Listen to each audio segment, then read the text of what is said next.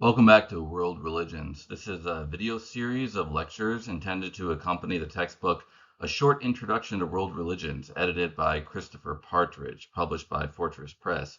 It would work well to accompany any semester-long survey of world religions. Chapter 4, Theological Approaches to the Study of Religion. Theology could be defined simply as a theory of God. A famous statement about theology by Anselm of Canterbury is that theology is faith-seeking understanding.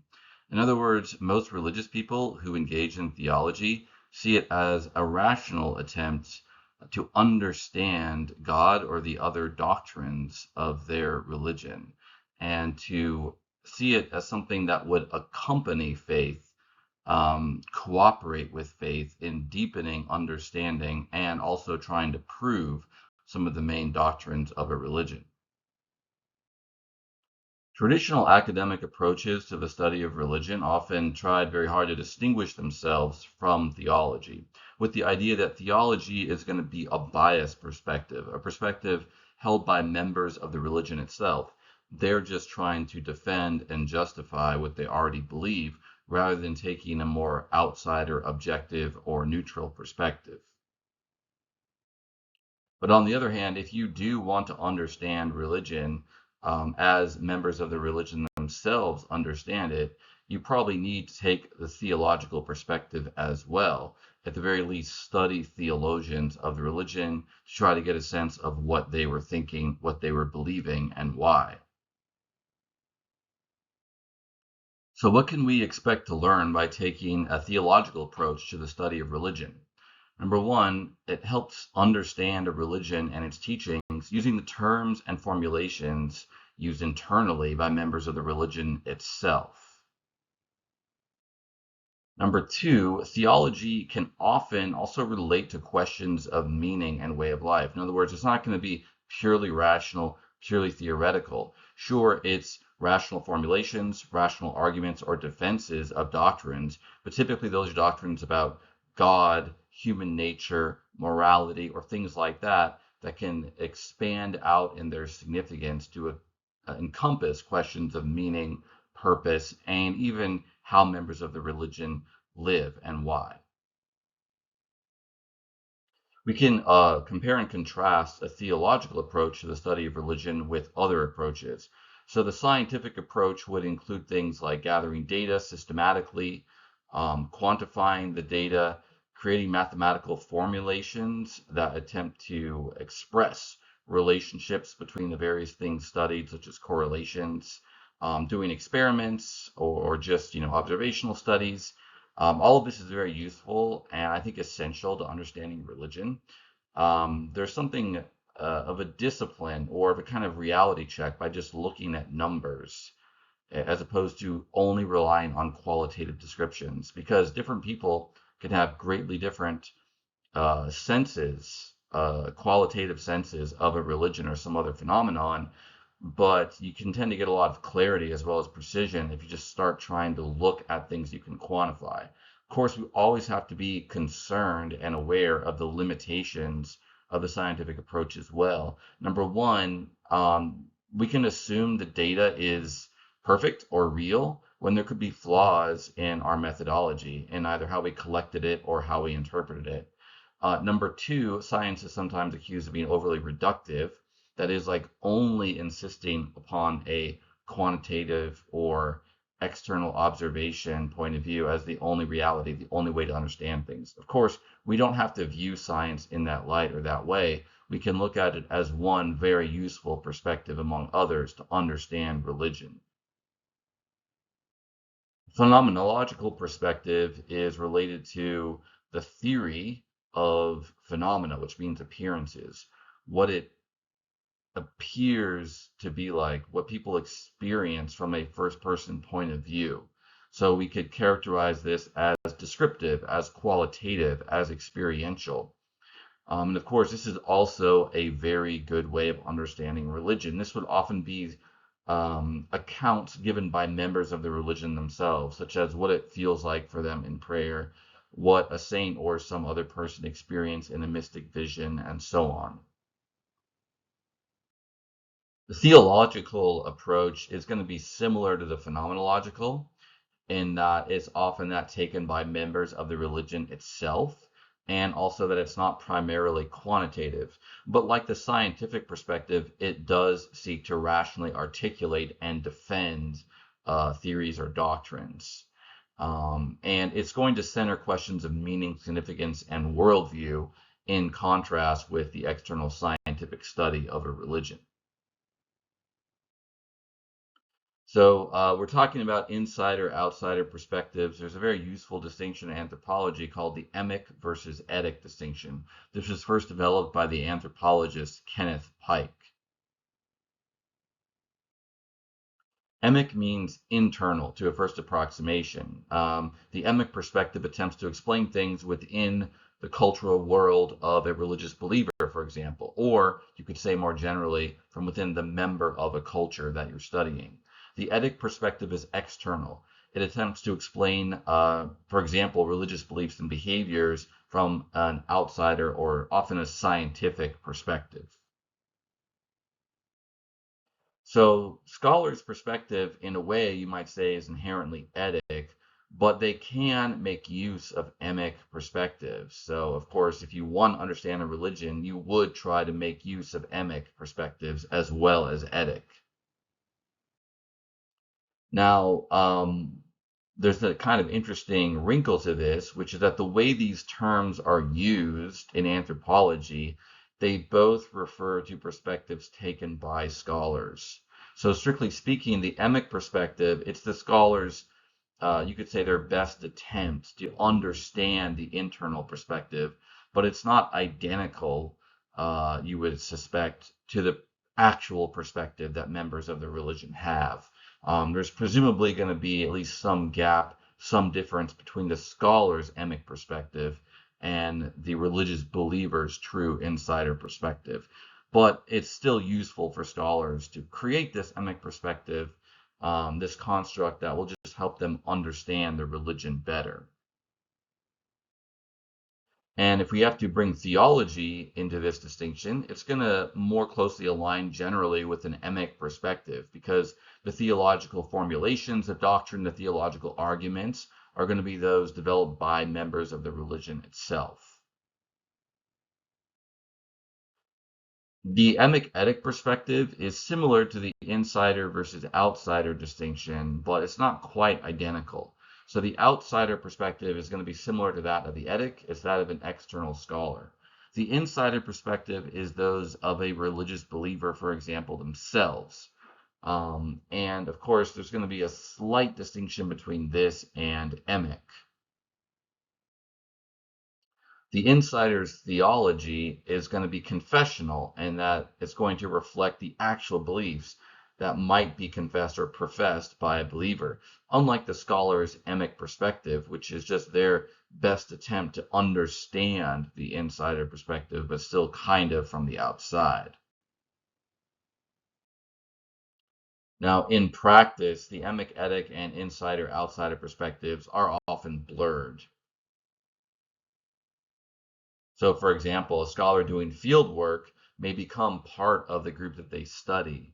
And so their emic perspective and their etic perspectives could potentially feed back into the insider perspectives. And this just, relates to the general idea that external observers can affect the state of a system that they're trying to observe, especially when you're talking about human culture and society, where you can't really have an anthropologist who's a person doing field work and not be a part of the social dynamics of the group that they're studying.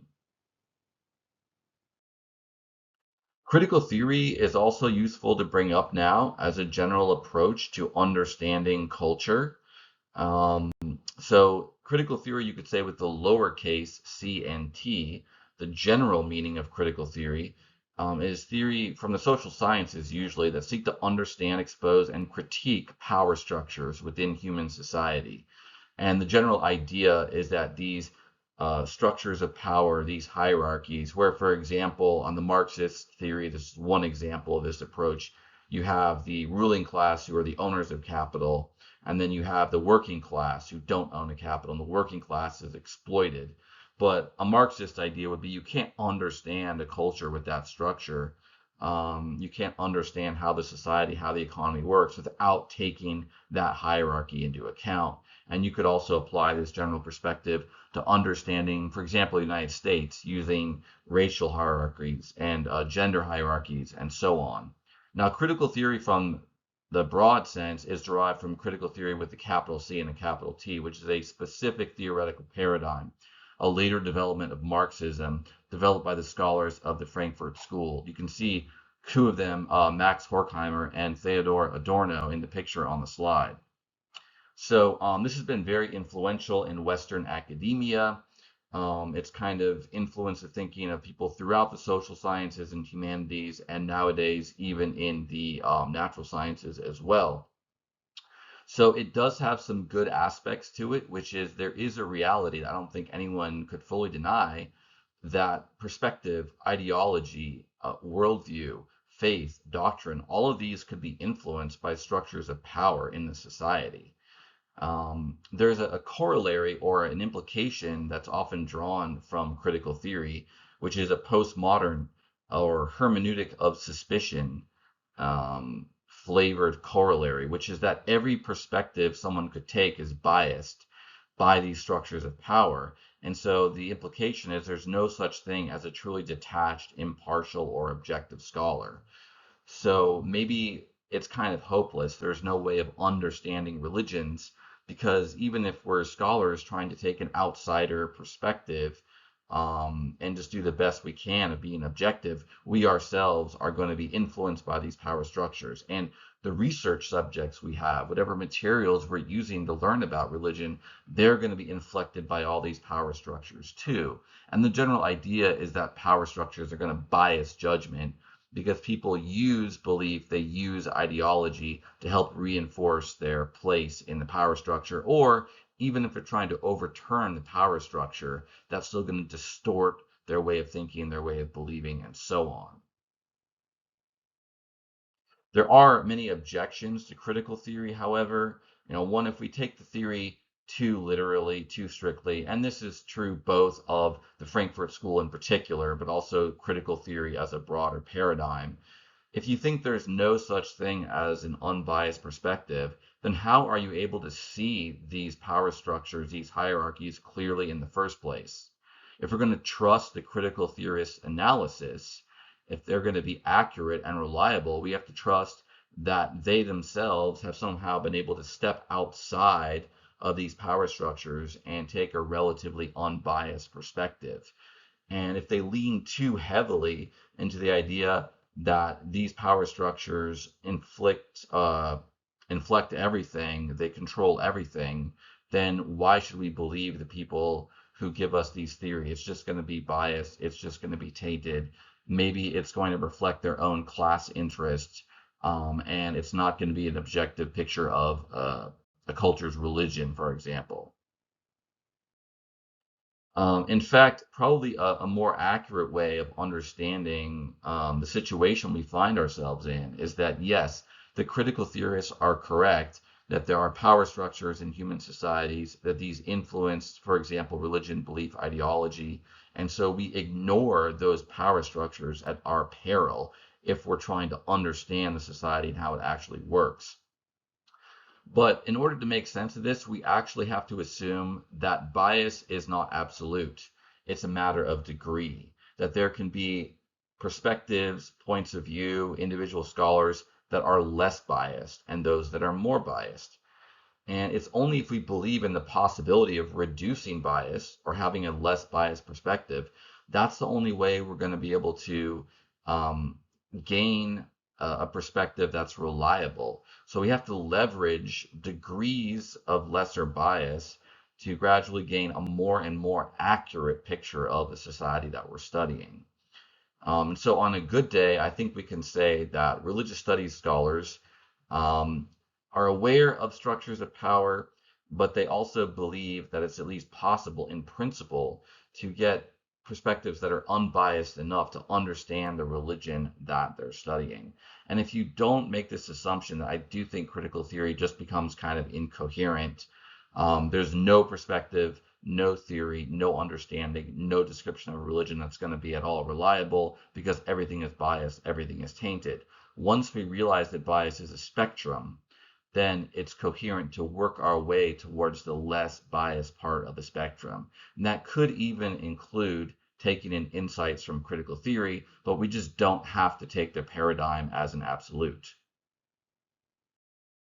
Now, the irony here is that critical theorists themselves are at the top of a power hierarchy for the most part. So, a lot of people who are true believers of the critical theory perspective are Western educated elites.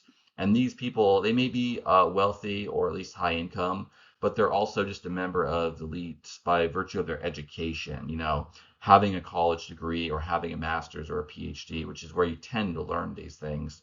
And because I do believe that there are less biased perspectives, I don't think that the critical theorists are inherently just doing their class interest or whatever, and that we can't believe anything that they say. But we have to be aware of this dynamic that they themselves are a part of. And this is kind of an irony. I don't want to dwell on this too long because it's potentially controversial, but also to defend it thoroughly, I'd have to go on and on about it. But it's worth bringing up just because this textbook and this type of course in general is usually a product of Western scholarship. And the dominant paradigm now in Western scholarship of religion is actually critical theory or some versions of it. And so we need to be aware whenever we're looking at this Western or just contemporary scholarship of religion, because a lot of it is actually biased overly by the critical theory perspective. And the weird thing is, the critical theorists are very sensitive to issues of like colonialism and Western domination of ideology on cultures that they interact with or even study. The critical theorists critique previous generations of scholars who either tried to impose their own values on other cultures or just evaluated them from an overly Western lens, which they might critique as racist, patriarchal, et cetera, et cetera. But what's going on now is kind of like a post-colonial critical theory mediated continued Western hegemony, or at least it could be argued that critical theory is the new ideology that Western scholars are trying to impose on the subjects that they study. And so I think we can have a kind of moderate view of this. We can both try to take advantage of the insights of critical theory and be aware of these racial, gender, and other power hierarchies when we're studying religions. But we also want to put a limit and be somewhat skeptical of critical theory itself, because arguably, if we're only viewing other religions from the critical theory perspective, we're not taking the religion's own self-understanding seriously enough to really get them. Like, for example, a critical theorist might look at a theology of another religion, such as Islam or Hinduism or what have you, and say, well, this theology is just going to be a construct of the power elites of a given time and place. But if that's your only perspective on theology, you're going to miss religious people's understanding of their own beliefs, which is no, they believe God is an objective reality. It's not just a social construct. It's not just some token or tool in a power struggle between social classes. Now, it's not to say that these religions are necessarily correct about their perspective, but you don't even understand what their perspective is unless you're seriously willing to entertain it. And there's a risk that if you're too steeped in critical theory, you're not going to be able to understand the religions you're studying from their own point of view. So this kind of raises the possibility of scholars who try to combine insider and outsider perspectives. An example given by the textbook of this is Gavin Flood, a British religious studies scholar who studies Shaivism, which is a type of Hinduism dedicated to the god Shiva, but who is himself a Hindu. And so I think the textbook is right to highlight this possibility that scholars can actually gain sometimes from being a member of a religion, including a religion they study, because on a good day, it helps them combine those insider and outsider perspectives. So a religious point of view, especially if openly acknowledged, can definitely form part of a broader attempt to study religion. And it's interesting because religious groups can be also influenced by what scholars say about them. So something to keep in mind is this perpetual opportunity for interactions, causal interactions between insider and outsider perspectives and emic and etic perspectives. Some scholars, such as Timothy Fitzgerald, shown here, argue that the secular study of religion has always been tainted by a theology of one kind or another, because it developed in a world where Christianity dominated, often with a particular kind of liberal Christian theology. And there's probably at least some truth to this. I mean, on the one hand, we want to recognize that religious studies scholars, even those from Protestant Christian nations or nations that were traditionally Protestant Christian in the majority, such as the UK and the United States, for example, yeah, many of them had diverse ideologies. I mean, some were religious themselves in one way or another. Some were brought up religious, later lost the faith. Some were Marxists, but a variety of ideologies. But growing up in a Protestant culture and going to university before they became scholars, they're probably at least somewhat exposed to what Fitzgerald would call a liberal Protestant theology. So you look back to the 1800s, this was often an understanding of Christianity that tended to be kind of like more open to learning about other cultures, other religions, kind of emphasizing the points in common that different religions have, like all the monotheistic religions, or at least all the different versions of Christianity. It's connected as well to kind of like the progressive movement in the 1800s and people like in the United States, for example, who were missionaries. This is kind of a weird intellectual and cultural history, perhaps to us today. But a lot of the Protestant missionaries in the 1800s, they were part of the same class or the same families that would also go into academia, like Harvard or Yale, study religion and other things, but they were bringing that culture, they were bringing that background, they were bringing that ideology with them. And there's other intellectual currents and movements. You can even kind of trace like an intellectual history of how the liberal side of Protestantism develops in a lot of Western nations. And so there's different periods to it. So we get the Protestant Reformation in the 15 and 1600s, where reformers of Christianity like Martin Luther in Germany and John Calvin in Switzerland are trying to reform the Catholic Church. They create new churches, Lutheran churches and Reformed churches in the case of Calvin and his various followers. And they're trying to purify or transform Catholic Christianity as something they regard as more authentic. But one thing that you see emerging out of that is this culture of critique and this notion that you can use reason, at least in part, to understand, articulate, and defend theology. And arguably that intellectual movement, that intellectual trend of early Protestantism probably influences at least somewhat the development of modern empirical science starting in the 1600s in the Age of Reason. Move forward to the 1700s, you get what's called the Enlightenment, a larger cultural movement in Western Europe that seeks to reform society, reform ideology, make everything more natural, based on science, based on experience, not just on religious authority, religious tradition. In terms of its theology, a lot of Enlightenment figures, including many of those associated, for example, with the American Revolution of 1776, people like George Washington, Thomas Jefferson, Benjamin Franklin, many of them are still religious, but their theology is called deism, in that they think of God as creating the universe, but then setting it up to only run along with natural law. So they don't believe in miracles, or they're skeptical in miracles. And out of the Enlightenment, somewhat paradoxically, later on, a new movement emerges starting in the late 1700s and then continuing into the early 1800s, Romanticism. The Romantics sort of inherit this culture of critique and this culture of individual judgment from the liberal Protestants and from the Enlightenment era, but they have a newfound appreciation for emotion, for intuition, for nature, and also for human culture itself as having its own kind of character, its own kind of genius. Some romantics become nationalists, and rather than, we might say, primarily worshiping God or even science, they revere, they hold as sacred the genius or the spirit of their nation. So there's a lot of intellectual trends, a lot of movements going on here.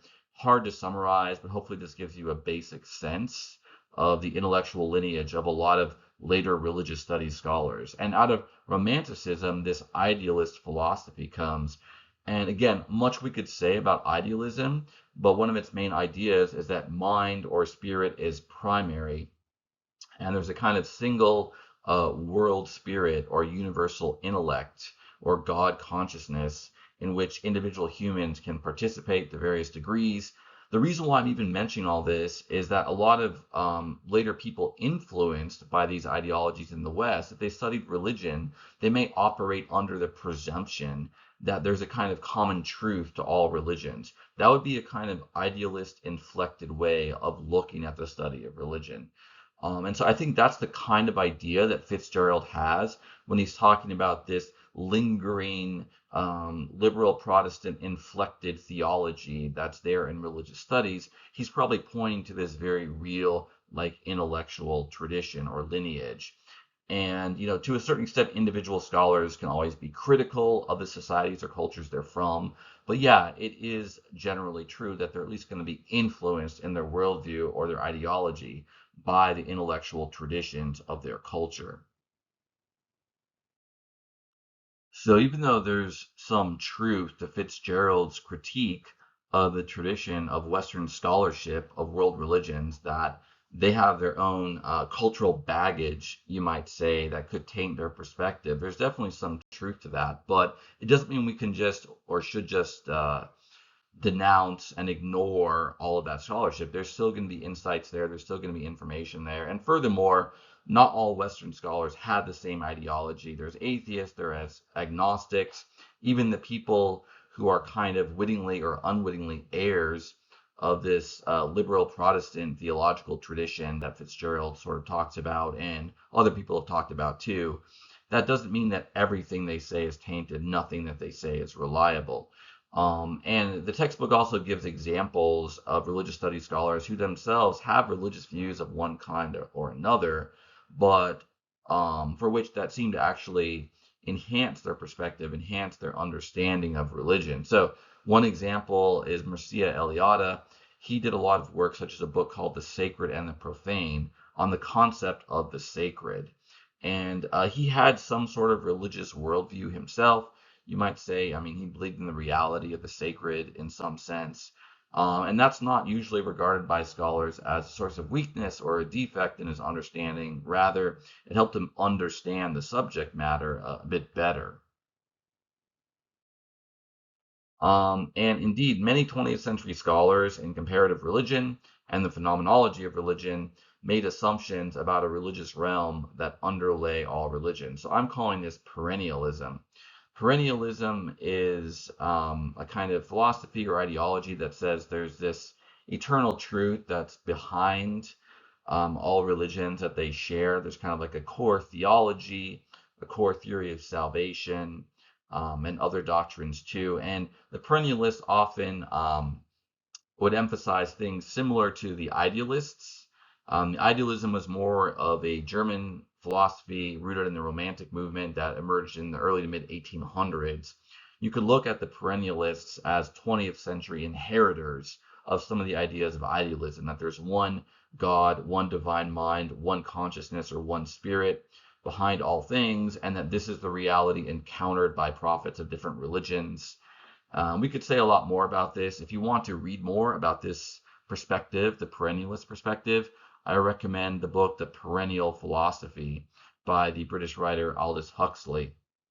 But in any event, it's probably true that some scholars were kind of influenced by this perspective, and that may have biased them somewhat. Specifically, a lot of anthropologists and other scholars of religion today, they are critical of perennialism. They think it led some scholars to overemphasize the similarities or the harmonies between different religions. So, for example, they might critique someone like Eliade for discussing the sacred as if it were univocal or one concept that was shared by many, many different religions, whereas scholars today would often emphasize the unique perspective, the unique belief, the unique ideology of various religions, various civilizations, and so on, rather than just kind of mushing them all together and kind of assuming or claiming that there's really one philosophy, one theology down there at the bottom. And I think there's probably a truth to both perspectives. Um, like on the one hand, there's a risk of pretending that there's just one perennial philosophy behind all religions. That's definitely not true. But on the other hand, if we go too far in the other direction, we're going to miss real similarities, real parallels between different religions. For example, if you look at medieval Jewish, Christian, and Muslim philosophy, and philosophical theology in particular, a lot of that was deeply influenced by the Neoplatonism or late Platonism of Plotinus and his successors in late antiquity. And so that's just one example how there really are parallels, there are harmonies or overlaps between ideas in different religions. So, the solution is to try to take a balanced perspective, be aware of points of similarity, also be aware of the real differences that could remain at the end of the day between different religions that you're studying. So, what can we say about the relation between theology and this theological perspective and religious studies generally? Well, it does vary from country to country. So, in Germany, theology departments are always completely separate from those that have a secular study of religion, and they're usually going to be affiliated either with Catholic or Protestant Christianity. In the UK, this was traditionally an Anglican or Church of England nation. At least that was the religion supported by the state. It still technically is, but nowadays it's much more secular as well as being much more religiously diverse. So going back a few centuries, the main universities in the UK, the only study of religion there was basically theology or divinity under the purview of the Church of England. And that started to change in the mid 19th century when they accepted non Anglican Christians, such as Reformed or various other Protestant denominations, in their theology programs. And so nowadays, theology is taught in UK universities from a generic, non sectarian point of view. There are seminaries studying sectarian theology, i.e., that of a particular Christian sect usually, but they're usually entirely separate institutions, outside of the traditional universities like Oxford and Cambridge and so on. In the United States, theology departments are generally separate from religious studies departments, but some theology departments also have an active religious studies component. They might hire secular or just otherwise religious studies focused scholars to kind of flesh out or complement the theology professors that are their core.